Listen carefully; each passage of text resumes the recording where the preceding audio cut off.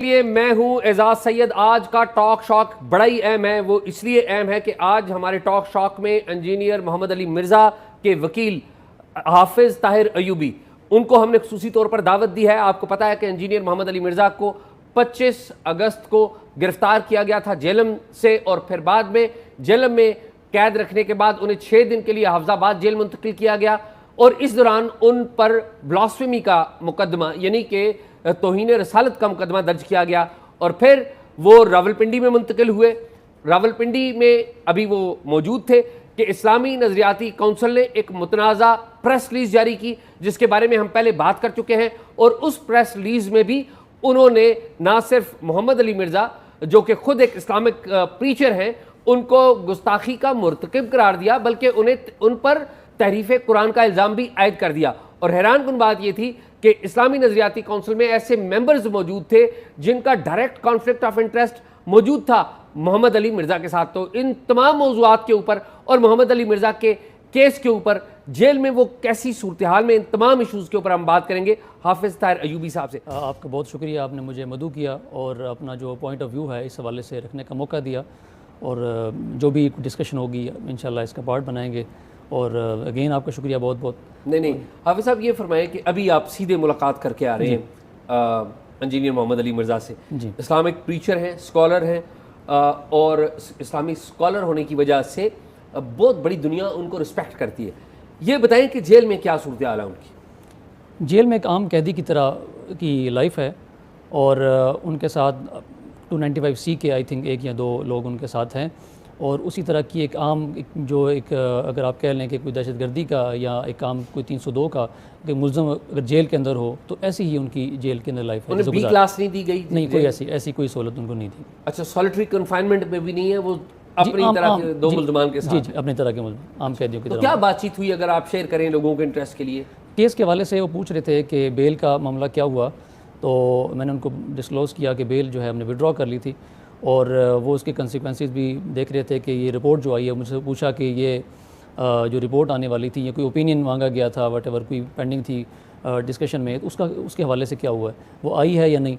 तो मैंने उनको बताया रिपोर्ट भी आ गई है, कोई जो ओपिनियन थी, और आपके ख़िलाफ़ भी उन्होंने वो कर दिया। क्या मोहम्मद अली मिर्ज़ा को पता था कि उनके खिलाफ इस्लामी नज़रियाती काउंसिल ने एक स्टेटमेंट जारी किया? नहीं, उनके इल्म में बिल्कुल बात नहीं। अच्छा, आपने उन्हें बताया? जी, मैंने उनको आज बताया कि इस तरह से आपके खिलाफ उन्होंने दी है, तो साथ ही बड़ा ला हौला वला कुव्वता इल्ला बिल्लाह हस्बुनल्लाहु व निअमल वकील।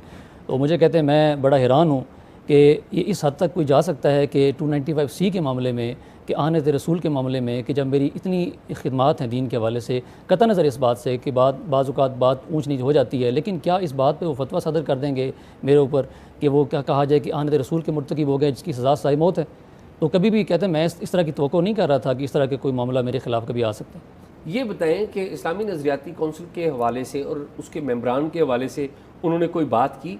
क्योंकि मेरे नॉलेज में ये बात आई है कि बाज़ जो मेंबर्स हैं उनके साथ उनका डायरेक्ट कॉन्फ्लिक्ट था, तो कुछ बात इस हवाले से हुई है? कौन कौन से मेंबर थे जिनके साथ कोई उन्होंने बात की हो? नहीं, उनकी किसी मेंबर से इस हवाले से कोई बात नहीं, लेकिन वो तनकीद करते रहे। वो तनकीद ज़रूर करते रहे, और इस हवाले से जो नज़रियाती काउंसिल का जो एक ओपिनियन जो हमारे सामने भी आया है, और इस ओपिनियन में आप ये देख लें कि 2 जो मेंबर्स हैं, एक ताहिर अशरफी साहब को आप देख लें कि 1 सितंबर को उनकी एक वीडियो सोशल मीडिया पे वायरल हुई थी। इस हवाले से उन्होंने इनकी गिरफ्तारी को और इन तमाम चीज़ों को इंडोर्स करते हुए कहा था कि जो गिरफ्तारी हुई बिल्कुल दुरुस्त हुई है, और कोई किसी को राइट नहीं है कि वो इनके खिलाफ कोई बात करे, कोई स्टेट के खिलाफ कोई बात करे, जो भी हुआ है ये ठीक हुआ है। आप ये कह रहे हैं कि अल्लामा ताहिर अशरफी साहब जो कि मेंबर हैं, जी, जो मेंबर हैं काउंसिल के, उन्होंने पहले ये कह दिया था 1 सितंबर को जी, ये बिल्कुल गिरफ्तारी ठीक है। ये फैसला तो 25 तारीख को ये उनका एक ओपिनियन आई है, ये 25 सितंबर को आई है ना, इस्लामी नज़रियाती काउंसिल की ओपिनियन 25 को आई, और 1 सितंबर को वीडियो जो थी वो सोशल मीडिया पे ताहिर अशरफी साहब की आ चुकी थी कि वो इस हवाले से इसकी इंडोर्समेंट भी कर चुके थे, और इस चीज़ को अप्रिशिएट कर रहे थे, इस गिरफ्तारी को।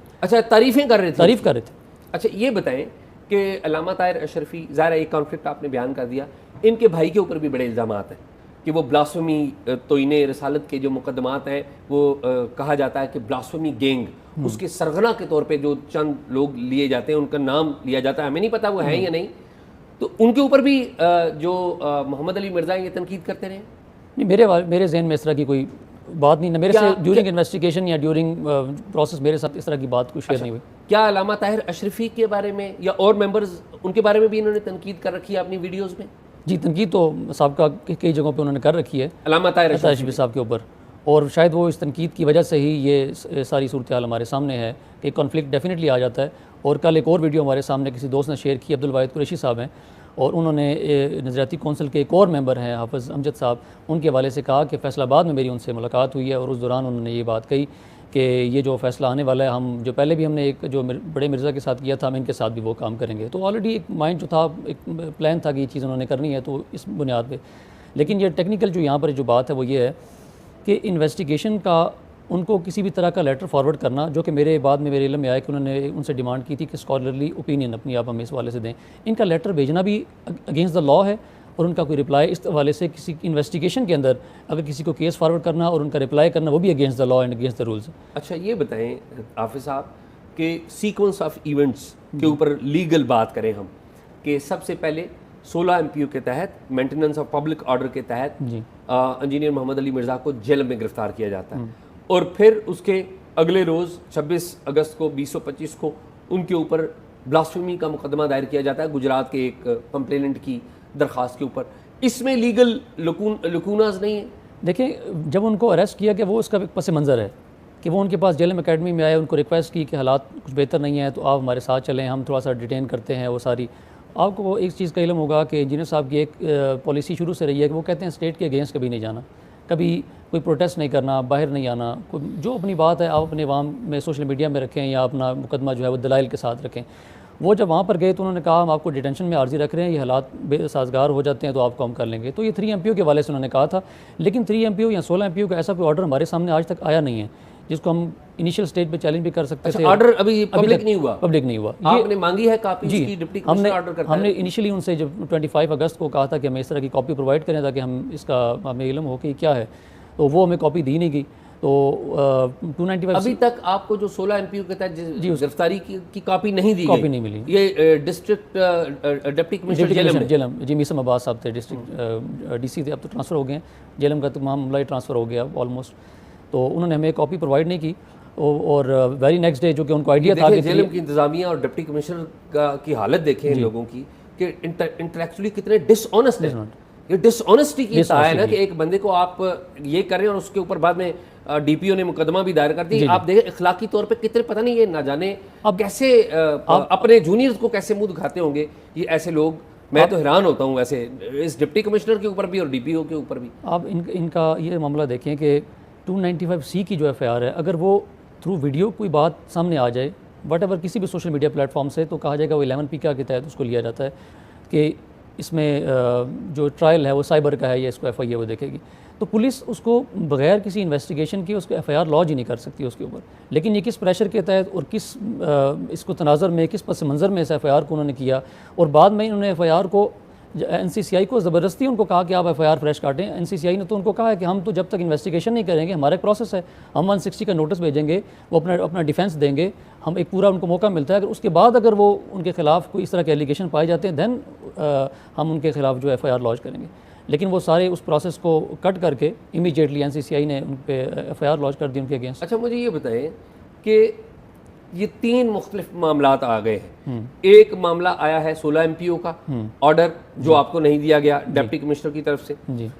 दूसरी FIR जेलम में काटी गई है, जेलम थाना सदर में। जी। और तीसरी FIR काटी गई है NCCI में, यानी कि तौहीन अदालत का पहला मुकदमा जेलम में कटा और फिर तौहीन रसालत का पहला मुकदमा जेलम में कटा और फिर दूसरा मुकदमा कटता है वो NCCI में कटता है। और इसका मुद्दई कौन बनता है?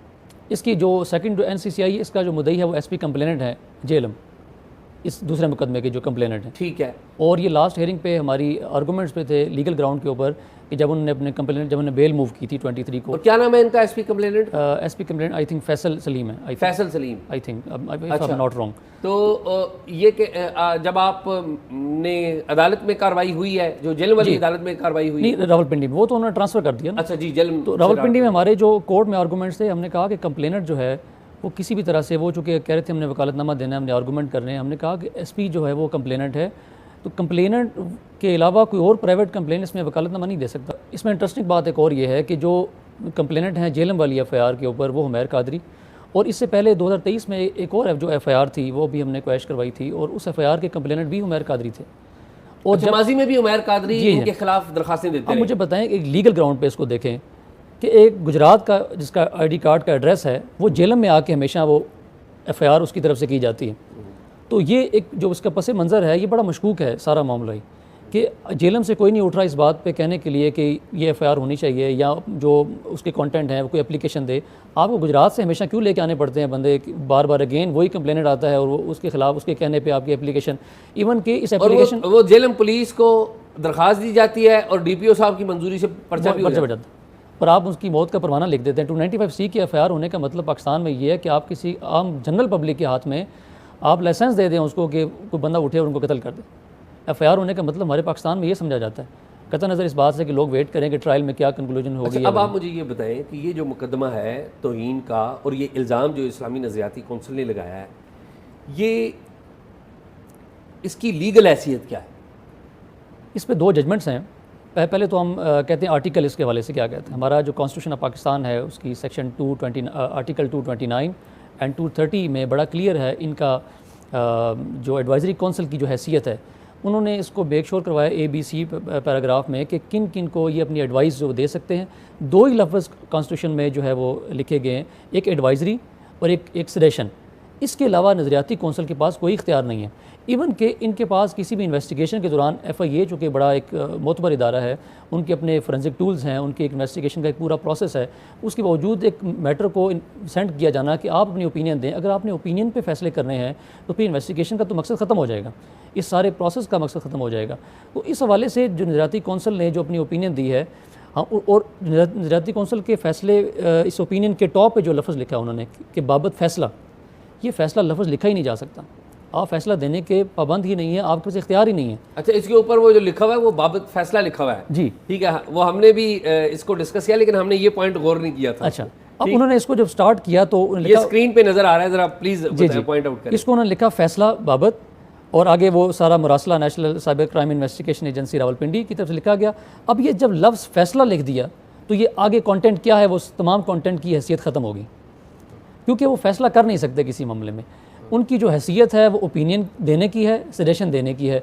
उसकी सजेशन मान ली जाए या उनकी ओपिनियन मान ली जाए या उससे इनकार कर दिया जाए, ये इन्वेस्टिगेशन एजेंसी पे बाउंड नहीं है। तो इस्लामी नज़रियाती कौंसिल का ये जो फैसला है ये तो टेक्निकली रद्दी की टोकरी में चला गया ना कानूनी एतबार से। तो कानूनी हैसियत तो ख़त्म होगी ना उसकी। एक तो आपने 2 मेंबर्स का मैंने जिक्र कर दिया जिन्होंने अपना माइंड डिस्क्लोज कर दिया पहले ही, नहीं, वो उन्होंने एक 22 भी बता दी। ठीक। और उसके अलावा आप इस रिपोर्ट के अंदर देखें, जब उन्होंने कहा कि मिर्ज़ा मोहम्मद अली इंजीनियर के कई बयानात ऐसे मौजूद हैं जो महज नकल कुफर पर मुश्तमिल हैं, जिनकी शरई हैसियत और जो उसके बगैर कहे गए। और दूसरी बात यह है कि अगर आप देखें मुफ्ती तारिक मसूद जो है कराची में, उन्होंने भी कोई ऐसी बात की थी, बाद में उन्होंने माजरत भी की, लेकिन उन्होंने एक सवाल उठाया कि अगर हम लोगों को दलील के ऊपर जवाब नहीं देंगे और हवाले नहीं देंगे तो लोग कैसे हमारी, तो सबसे बड़ी इस्लाम दुश्मनी तो इस्लामी नजरियाती कौंसिल में बैठे हुए इन लोगों ने की है और इल्ज़ाम ही लगा रहे हैं दूसरे मोहम्मद अली मिर्ज़ा के ऊपर। तारिक मसूद साहब ने जो भी फतवा जो जारी किया था, उन्होंने एक बड़ी अच्छी बात एक वीडियो में कही इस फतवा जारी करने से पहले। उन्होंने कहा कि अगर गुस्ताख़ रसूल को या अदर कोई भी जिसके बारे में एलिगेशन हो, तो अगर उसको बेनिफिट दिया जाए किसी भी हवाले से, अगर वो 1% भी बेनिफिट ऑफ डाउट दिया जा सकता है तो उसको दिया जाएगा कि इस पॉलिसी के ऊपर ये कहा जाए कि कोई गुनाहगार सज़ा से बच जाए लेकिन कोई बेगुनाह सूली पे ना चढ़ जाए। ये इस्लाम का असूल है। और अगर 1% भी बेनिफिट दिया जाए तो बेनिफिट एक्यूज़ को या मुलज़म को दिया जाता है कि वो अपना दिफा भी करे और इस हवाले से उसको स्टेट प्रॉपर थॉरली देखे, चूँकि उसको सज़ाए मौत देनी है आपने इस कानून के तहत। अच्छा, ये बताएं कि हम एक लीगल एतबार से बात करें, लीगल आस्पेक्ट है, ये जो इल्ज़ाम उनके ऊपर FIR काटी गई है, FIR तो एग्जिस्ट करती है जी। अगर मोहम्मद अली मिर्ज़ा स्टेटमेंट देते हैं कि जी ना मेरा मकसद था और ना मैंने ये बयान किया है या मैं माजरत चाहता हूँ, तो उसकी कानूनी हैसियत क्या होती है अगर मोहम्मद अली मिर्ज़ा माफ़ी मांग लेते हैं? अच्छा, इस पे ये आपने बड़ा अच्छा सवाल किया। 295C के अंदर इस तरह की कोई शिक मौजूद नहीं है। अगर किसी के खिलाफ एलिगेशन लग गया, वो अपनी सफाई में माफ़ी के अल्फाज बोल भी दे तो उसकी कोई कानूनी हैसियत नहीं है। ओके। और इस पे इंजीनियर साहब खुद भी मुख्तलिफ बयानात में ये बात कहते रहे हैं कि 295C के अंदर माफ़ी की शिक डाल देनी चाहिए। अदरवाइज़ भी कि अगर किसी से कोई मामला गलती से सरजद हो जाए तो कम अज़ कम वो अपने अल्फाज वापस लेके माजरत कर ले कि मेरे से अल्फाज जो है कि, और उसकी बैकग्राउंड पे अहादीस के तमाम वो रेफरेंसेस भी मौजूद हैं। लेकिन चूँकि इस स्टेज पे जो मामला है, अगर वो कहीं भी तो उसकी कानूनी हैसियत नहीं है।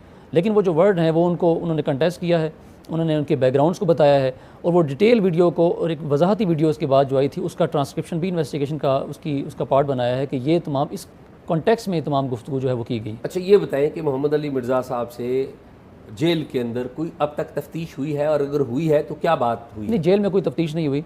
इन्वेस्टिगेशन यहाँ जो थी इनके एंड पे कंप्लीट हो चुकी थी, और चंद चीज़ें इन्वेस्टिगेशन के लिए कोई सवाल जवाब तो उनसे किए? जी, वो इन्वेस्टिगेशन के दौरान वो तमाम फतवाजात मुफ्ती तारिक मसूद साहब का, जामिया बनोरिया टाउन, मुफ्ती अब्दुल्ला मरवत साहब, मुफ्ती बाकी साहब, जामिया उस्मानिया, जामिया इस्लामिया, जामियातुल कौसर, अल्लामा जवाद नकवी साहब, अल्लामा शहनशाह नकवी साहब, इन तमाम के जो फतवा इवन के इसमें गामदी साहब ने भी और हसन इलियास साहब ने भी इवन के बरी इमाम के जो थे उन्होंने रिटर्न भी दिया था। एक तो वीडियो उनकी आई थी, एक रिटर्न भी हुई उन्होंने। अच्छा, अल्लामा गामदी साहब तो देखें बहुत बड़े स्कॉलर हैं जी, उन्होंने भी मोहम्मद अली मिर्ज़ा के हक़ में बात की, और जिन उलमा का आपने नाम लिया, मुफ्तियान का नाम लिया, उन्होंने भी इनके हक़ में बयान दिया जी, बिल्कुल, कि इन्होंने तौहीन रिसालत नहीं की, ठीक है, ना ही तौहीन कुरान की है, लेकिन ये जो हैं ये फैसला दे के बैठ गए जो इस्लामी नज़रियाती कौंसिल वाले, तो ये तो बड़ा खुला तजाद आ गया है। तो इसकी साथ साथ ये भी बताएं कि आप क्योंकि जेल में मिल के आए हैं, हौसला उनका कैसा है, परेशान तो नहीं है, या क्या एक ज़ाहिर एक अनटुवर्ड जो मेरी आप कह लें कि जब किसी को कोई खबर सुनाई जाए इस हवाले से कि इन्वेस्टिगेशन के अंदर एक नया एक ये चेंज आया है कि इनकी तरफ से जो मरासला भेजा गया था और उन्होंने इसको इस तरह से इंडोर्स करते हुए ये ओपिनियन दिया है, तो डेफिनेटली एक इंसान के लिए एक परेशानी होती है कि जो बंदा दीन की खिदमत कर रहा है और वो आप सल्लल्लाहु अलैहि वसल्लम की शान में मुख्तलिफ उनकी वीडियोज़ हैं, और वो कहते हैं कि इसी मामले में जिनकी शान पे हम दिन रात अपने हम सर्फ कर रहे हैं, और उसी के ख़िलाफ़ एलिगेशन में उन्होंने मेरे ख़िलाफ़ ये फतवा सादर कर दिया। लेकिन वो उन्होंने जो वो आयत ला हौला वला कुव्वता पढ़ी और हस्बुनल्लाहु व निअमल वकील, तो मुझे वो हौसला दे रहे थे कि आपने कायम रहना है और अपने वो आपको हौसला दे रहे, तो मैं उनका इतना हौसला बुलंद था कि वो आपको हौसला दे रहे। तो मुझे कहते आप इन चीज़ों से घबरा ना जाइएगा या परेशान ना हो जाइएगा कि मामला। मैंने कहा हम तो खड़े हैं आपके साथ, अदरवाइज़ भी जो हमसे हो सकेगा हम कर रहे हैं। बाकी मैंने कहा हमारी टीम भी सारी माशाल्लाह प्रॉपरली काम कर रहे हैं। अच्छा मुझे ये बताएं कि एक तो पुलिस ने जो भी काम किया वो हमें नज़र आ गया कि ये इसके पीछे तो कोई और है जी। ये बताएं कि इस्लामी नज़रियाती कौंसिल का मामला भी, क्योंकि रियासत का ही एक अदारा है ना, और उसके अंदर बैठे हुए जो लोग हैं उनके बारे में भी आपने बता दिया, तो इन दोनों जो फैसलों हैं उनके बारे में मेरे जैसा बंदा जो कि मजहबी अमूर को इतना टच नहीं करता, मैं भी इस पे जिसे कहते हैं एहतजाज कर रहा हूँ और बिल्कुल इसको रद्द कर रहे हैं। जी जी, आपको आम लोगों की फीडबैक क्या मिली? जनरल पब्लिक है, इसमें मैं नाम नहीं लूँगा, जो बड़े सीनियर प्रोफेसर्स हैं उनके साथ डिस्कशन हुई है, और वो उन्होंने अदरवाइज़ भी उन्होंने कहा जैसे ही कल ये मामला आया, अदरवाइज़ ये नज़रियाती कौंसिल के कितने ओपिनियंस और कितनी प्रेस रिलीज आती रहती हैं और कोई इनको देखता नहीं है, लेकिन कल के हवाले से एक बड़ा पब्लिक में एक सिनेरियो बिल्ट हुआ था कि ये कोई इस तरह का कोई ओपिनियन कोई आया, कोई फैसला कोई आया, तो इवन जैसे ही किसी को देखा गया, इसके खदोखाल उन्होंने देखे, इसके सियाक व सबाक को देखा, तो पता लगा कि बिल्कुल एक बाइस किसी के खिलाफ एक मुहिम चला के इसको इशू किया गया, तो इसको तो इग्नोर कर ज़ाती इनाद, आप ये कह रहे हैं कि ज़ाती इनाद है, इस्लामी नज़रियाती कौंसिल का फैसला ज़ाती इनाद है, आप ये कह रहे हैं? उसकी रीज़न क्या है? आप बड़ी रीज़न को देखें, उन्होंने खुद ही इस रिपोर्ट के अंदर मेंशन किया है कि 4 ऐसी रीज़न्स हैं जिन पे ये अल्फाज कहे जा सकते हैं। जी हाँ, वो खुद कह रहे हैं। अब कोई रिपोर्ट, कोई finding, being a research scholar, मैं कहता हूँ कि आप किसी रिसर्च की बुनियाद रखते हैं जिसका आपने कंक्लूजन निकालना है, तो आप एक रिसर्च क्वेश्चन बनाते हैं कि ये रिसर्च क्वेश्चंस हैं, और इन तमाम क्वेश्चंस को एड्रेस करते हुए इनके जो आंसर्स हमें मिल जाएंगे तो फिर हम एक कंक्लूजन निकालेंगे। इस आप ओपिनियन को देख लें, इसके एंड पे उन्होंने कहा कि मसीह बरादरी से पूछा जाना चाहिए आया उनके अकीदे में ऐसा कुछ मौजूद है या नहीं। अब जब पूछा जाना चाहिए, एक सवाल उन्होंने छोड़ दिया मुस्तकबिल के लिए, तो फिर आपने फाइंडिंग कैसे दे दी इस चीज़ के ऊपर?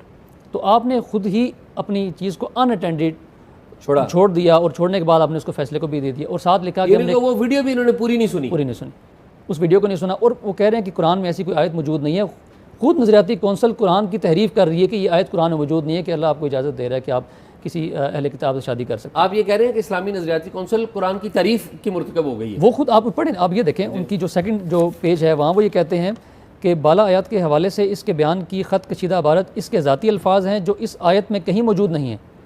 जो कुरान के हवाले से जो अल्फाज कहे कि वो ये कहे गए हैं कि इंसान को इजाज़त है इस बात की कि वो शादी कर सकता है, जो इसमें रेफरेंस मौजूद है कि पाक दामन औरतें जिन्हें तुमसे पहले किताब दी गई थी, इस आयत को कोट भी कर रहे हैं, तो ये बात तो उन्होंने इंडोर्स की है। यहाँ पर वो कह रहे हैं कि ये बात कुरान में नहीं लिखी हुई। तो मुझे बताएं कि इनका सारा जो एक सिनेरियो जो इन्होंने बनाया है वो तो समझ से बाहर है। कि इसका मतलब है कि इन्हें तो इस्लाम के बुनियादी खदोखाल का ही नहीं पता, इन्हें तो कुरान का नहीं पता, और ये इस्लामी नज़रियाती कौंसिल में बैठे हुए।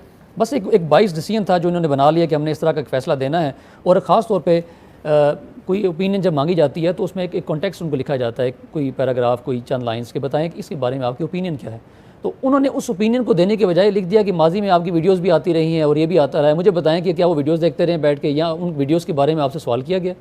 आपसे कुछ पूछा ही नहीं गया, तो आपने क्यों एक्स्ट्रा ऑर्डिनरी जाके वो तमाम चीज़ें? माजी में वीडियो में क्या गुस्ताखी की है? गुस्ताखी तो कुछ भी नहीं है। वो जब सामने आएंगे अच्छा, तो उसमें असल में जो मैं अंडरस्टैंड करता हूँ as a student and as a journalist, कि जो इंजीनियर मोहम्मद अली मिर्ज़ा है, उन्होंने इन मौलवियों की दुकानें जो पैसे कमाते हैं, बड़ी बड़ी गाड़ियों पे फिरते हैं, ये शायान शान तरीके से रहते हैं, उन इन दुकानों के ताले लगवाए हैं बेसिकली तो वो तनकीद करता था इनके ऊपर, इसलिए इनका ज़ाती नात था। और आप देख लें इस्लाम और कुरान की कितनी ज़्यादा इल्म है कि खुद आप बता रहे हैं कि कुरान की ये तारीफ़ के खुद मुर्तकिब हो रहे हैं, क्योंकि वो डिनाई कर रहे हैं इसके, ये कुरान में ये लिखा नहीं हुआ, तो कहाँ ये कुरान में, और आयत को लिख भी खुद रहे हैं और उस आयत से डिनाई कर रहे हैं।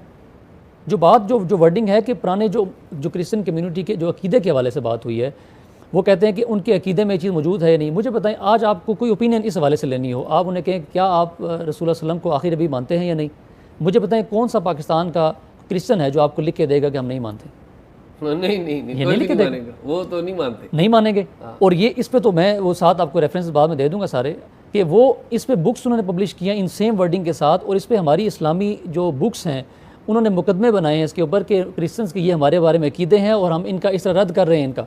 आप कोई अकीदा किसी का बयान करेंगे फिर रद्द करेंगे। अच्छा, आप मुझे आखिरी कंक्लूडिंग ये बताएं कि मोहम्मद अली मिर्ज़ा की सेहत कैसी? सेहत माशाल्लाह उनकी अच्छी है। अच्छा। और सेहतमंद हैं और अच्छे अपने होशोवास में माशाल्लाह, और बेहतरीन। अगर हमें हौसला दे रहे हैं तो डेफिनेटली फिर आप उससे अंदाज़ा लगा लें। दूसरी मुझे ये फरमाइए कि मोहम्मद अली मिर्ज़ा की सेहत का आपने बता दिया, इस केस का फ्यूचर क्या देखते हैं? कितना अरसा मोहम्मद अली मिर्ज़ा आप देखते हैं जेल में ही रहेंगे? अब एग्जैक्ट टाइम नहीं बताया जा सकता कितना अरसा रहेंगे, लेकिन उम्मीद है इंशाल्लाह जल्दी बाहर आ जाएंगे इंशाल्लाह। अब ये तमाम चीज़ों को हम काउंटर कर रहे हैं प्रॉपरली, इस ये जो ओपिनियन जो है इसको भी, और ओवरऑल जो केस के हवाले से भी है। क्या उनकी ज़मानत का इम्कान है? अभी हम ज़मानत इमीडिएट फ़ाइल नहीं कर रहे, और हो सकता है हम जो है ट्रायल को कंप्लीट करें, लेकिन मे भी ऐसे हमारे सामने कंसिक्वेंसेज आ जाए कि हम बेल की तरफ जाएं और बेल हम ले लें। ये केस आप तनहा लड़ रहे हैं या आपके साथ मेरी टीम है, मेरे एसोसिएट्स हैं, पूरी हमारी लॉ फर्म है जो इसको मैनेज कर रहे हैं। वो तमाम डॉक्यूमेंटेशन को उसको मैं लीड कर रहा हूँ तमाम इस केस को, और जो मेरी टीम है ज़्यादा एफर्ट तो उनके लिए है कि वो तमाम चीज़ों को प्रोवाइड करना, डाटा निकालना और चीज़ें देना। तो ये सारे काबिल इस्ताइश है मेरे साथ जो काम कर रहे हैं। हाफिज़ ताहिर अयूबी साहब, आपका बहुत शुक्रिया, आप आए, नाज़रीन आपने इनकी गुफ्तगू सुनी और आपको लीगल एतबार से पता लगा कि जो FIR दर्ज हुई जेल में, और FIR के ऊपर FIR NCCI ने दर्ज की, और इन दोनों FIR के ऊपर इस्लामी नज़रियाती कौंसिल का जो फ़ैसला है, इन सब की कानूनी और इखलाकी हैसियत सब आपको बताई गई है। उम्मीद है आपको गुफ्तगू पसंद आई होगी।